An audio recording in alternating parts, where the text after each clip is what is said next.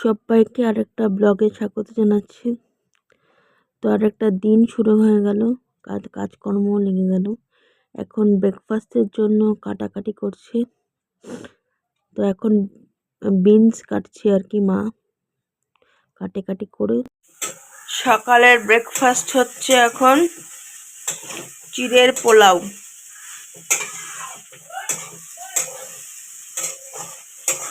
ভেজা চিড়াই খেতে দেবো।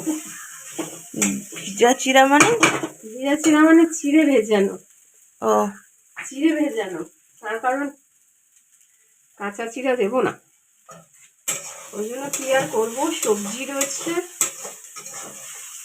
ভেজিটেবল যখন ঘরে রয়েছে কেটে ভাবলাম যে আজকে তাহলে সানডের বাজারে এটাই হোক। রোজই তো রুটি বানাই, সেই জন্য আজকে এটা হচ্ছে চিড়ে। একটু চিনি না দিলে ভালো লাগবে না, জানিস? চিড়ে জিনিসটার মধ্যে না একটু চিনি না পড়লে বেশ একটু মিষ্টি মিষ্টি মিষ্টি মিষ্টি হবে, মুখে খেতেও ভালো লাগবে।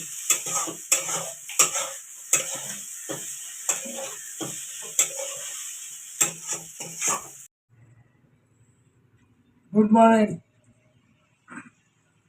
তো সকালবেলা আজকে রুটি খাইনি, চিড়ের পোলাও খাচ্ছি। আর আজকে আমি তোমাদের কাছে এলাম কারণ সকালবেলা তো আমাকে দেখা পাও না, আজকে রুটি খাইনি বলে, তাই এই পোলাও খাচ্ছি বলেই আজকে তোমাদের কাছে এলাম। তো তোমরা সকালে কেমন আছো? ভালো আছো নিশ্চয়ই, ভালো থেকো। 31 আর দুদিন পরে, একদিন পরে 31 সবাই ঘুরতে যেও। আর আমাদের ঘোরাফেরার শেষ। একটা বর্তমানে একটা মায়ের পেলাম, আমাকে একজন পাঠিয়েছে, কালীমা, কৃষ্ণকালী। কৃষ্ণকালী। ওতে নাকি ত্রিশূল ছোঁয়ালেই সব কিছু ভালো হয়ে যাচ্ছে, অনেকের নাকি অনেক রোগ ভালো হয়ে গেছে, ইভেন বড় টিউমার হয়েছে মাথায়, সেটাও নাকি ভালো হয়ে যাচ্ছে। তাই ভাবছি মেয়েকে নিয়ে একবার যাবো বর্তমান।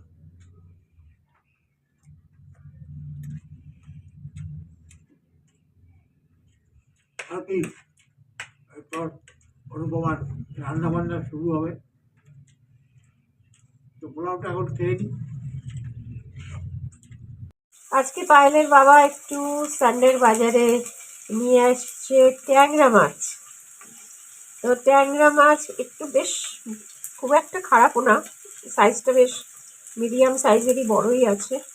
তো এখন নুন হলুদ দিয়ে মাখালাম মাছটা রান্না করব বলে। আর কাটলাম হচ্ছে আলু আর মূলো, আর এখানে বসিয়ে দিয়েছি আলু আর মূলো।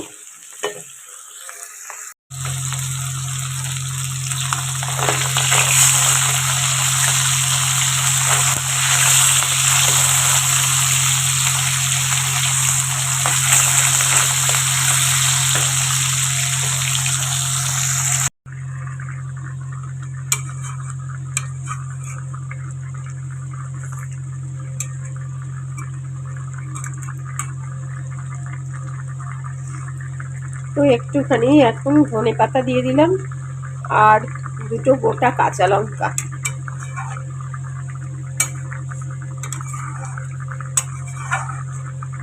আর এর মধ্যে একটু জিরে গুঁড়ো দিয়েছি আর একটু পেঁয়াজ কুচি, কালো জিরা ফোড়ন।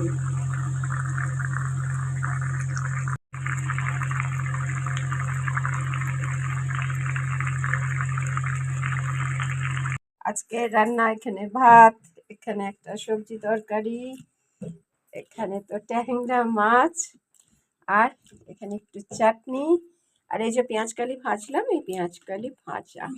আমিও আজকে একটু সাথে ভাত নিয়ে নিয়েছি এখন। আর এত বেলায় দেখো আমাদের নন্দিনী এসছে আমাকে, এই যে ওকে দেখতে পাচ্ছ, এই যে, হ্যাঁ আমি বলছি ও একটু সরায় না, সরিয়ে মরছে না। এবারে আমি বলছি কি, ওই দেখো মুখ ঢেকে রয়েছে, দেখছো? বলছে কি ক্যামেরা লাগাও, কি রে, তাই তো? হ্যাঁ, আবার বলছে সত্যি সত্যি ক্যামেরা লাগাবে। আমি বলছি হ্যাঁ, তোকে সত্যি সত্যি ক্যামেরা লাগাবো। ও বাবা! বাবা মারা তাদের সন্তানদের জন্য যে কোনো এক্সটেন্টে যেতে পারে। আমার মা বাবাকেই আমি যেরকম আমি যখন অসুস্থ হয়েছি তারপর থেকে আমাকে সুস্থ করার জন্য অনেক কিছু করেছি। মানে ট্রিটমেন্টের পাশাপাশি মন্দির, জ্যোতিষ কিছু বাদ দেয়নি। মানে আহ, মানে যা যে যেখানে যেতে বলেছি সেখানে গেছে। এই মন্দির, এই বাবা কিচ্ছু বাদ দেয়নি। এই 5 বছর, নেক্সট ইয়ার পড়লে পরে ফেব্রুয়ারিতে 6 বছর হয়ে যাবে, কিন্তু আমি আমি সুস্থ হইনি। হ্যাঁ, এটা ঠিক কথা যে ঈশ্বর চাইলে পরে মিরাকেল হতেই পারে। মিরাকেল তো হয়েছে।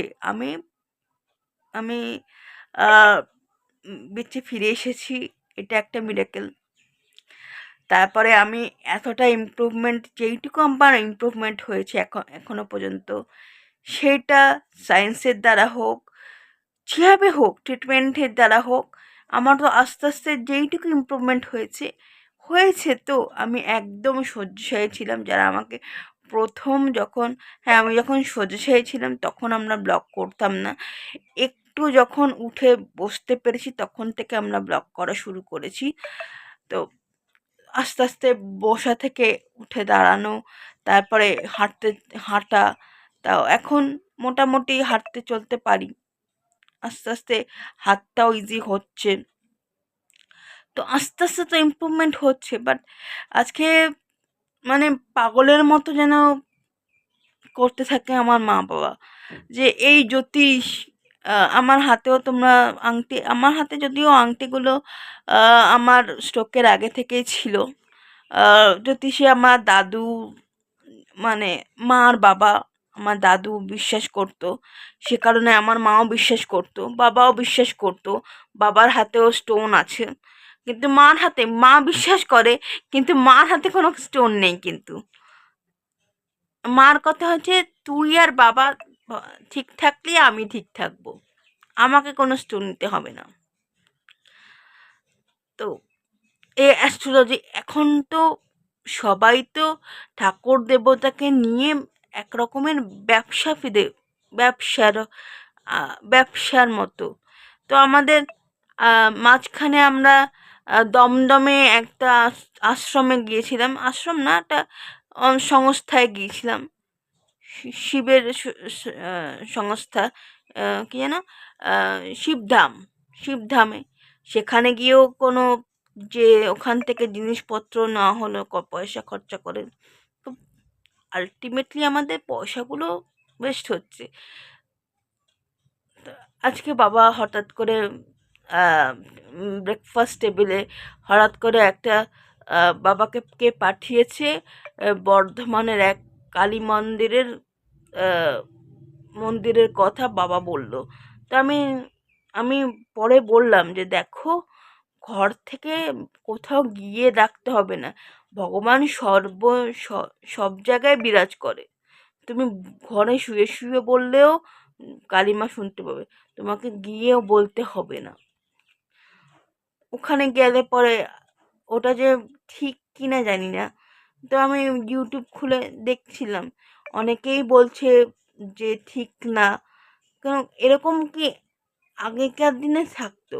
আর যারা এই যে সারদা মা, রামকৃষ্ণ দেব, তারা যোগী পুরুষ, ঈশ্বরের সমান।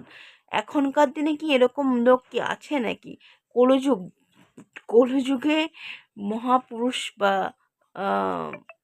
মনীষীরা জন্মগ্রহণ করে না, এখানে সবাই ফ্রডরা জন্মগ্রহণ করে।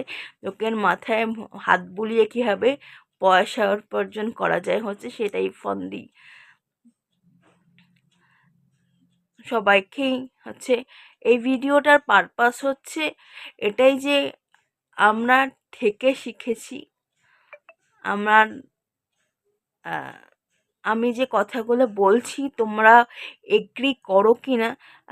আমরা যখন শিবধামে গিয়েছিলাম, আমাকে আমাদের জীবন পরিবার থেকেই লোকে বলেছিল শিবধামে যাওয়ার কথা। আবার অনেকে বলেছে, পায়েল তুমি একটা শিক্ষিত মেয়ে, তুমি বোঝো না। এটাও ঠিক কথা। এক পোর্শন লোক, মানে দু প- দু রকমের মত। কিছু পোর্শন লোকের মত হচ্ছে যাও, আর এক পোর্শন মত হচ্ছে তুমি কি এখনকার দিনে কি, হ্যাঁ হ্যাঁ একই মত সবার হবে না, কিন্তু আমার মনে হয় যে নাস্তিকের প্রশ্ন না এখানে, জানো তো। এগুলো হচ্ছে যে এখনকার দিনে মানুষকে বিশ্বাস করা যায় না অ্যাকচুয়ালি।